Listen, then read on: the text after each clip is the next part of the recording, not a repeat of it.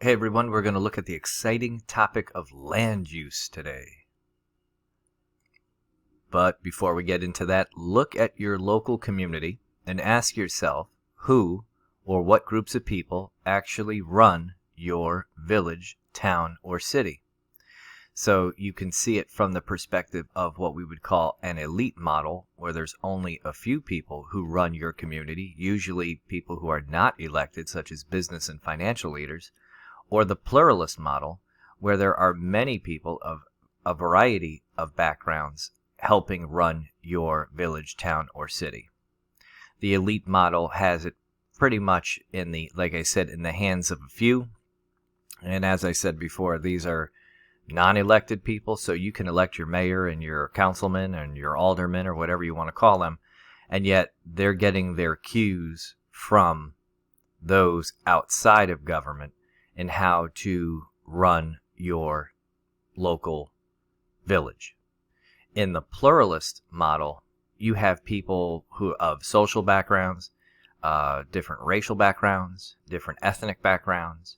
You might have people in finance, you might have people in education, and they're all helping run this community together with the aid, of course, of those you elected into office.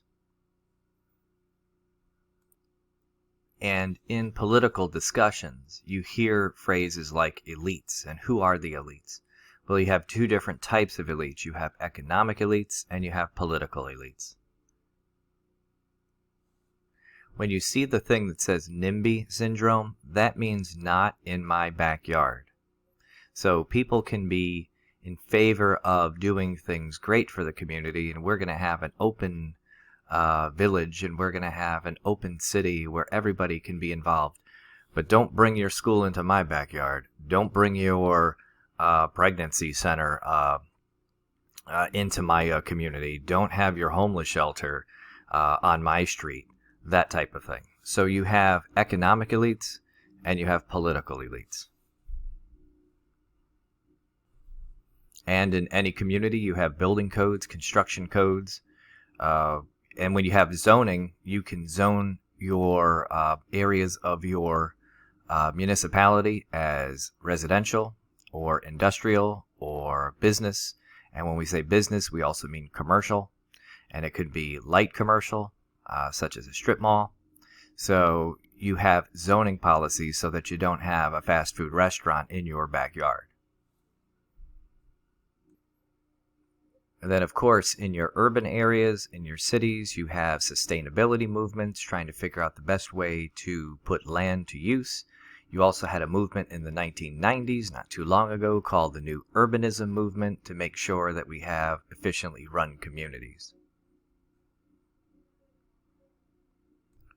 A controversial issue is eminent domain, where government can take away private property for public use by providing fair, or what we would call just compensation. We call that the takings clause. How far can cities go in taking private property? And over the years, we've had federal housing policies to create public housing. And also, we've had enterprise zones where we are trying to provide, the federal government is trying to provide economic aid to blighted areas of urban cities to help give African Americans business opportunities. We see that constantly. This is a big thing that happened in the 1990s as well. And this chapter seems to be more of like a federalism chapter, because when we talk about transportation policy is a shared responsibility between the federal government and the states. And remember, most of your, or a lot of your money, let's just say, that is provided for your interstates comes from the federal government. So there is this dependency that we have on the federal government to help provide for our roads. And this is from a few years back about how we get to work. And no matter how much we talk about carpooling, many Americans just basically get to work by themselves.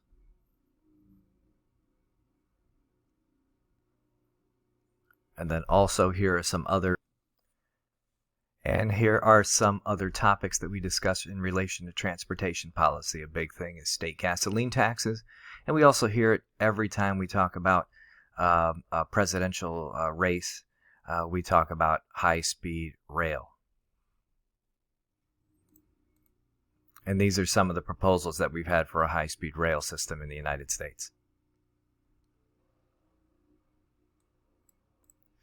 And then finally, like I said, this might be more of a federalism issue, but we also talk about environmental protection, where the federal government gets involved in protecting the environment, obviously, by providing for some kind of financial assistance to the states through what we would call the EPA, the Environmental Protection Association.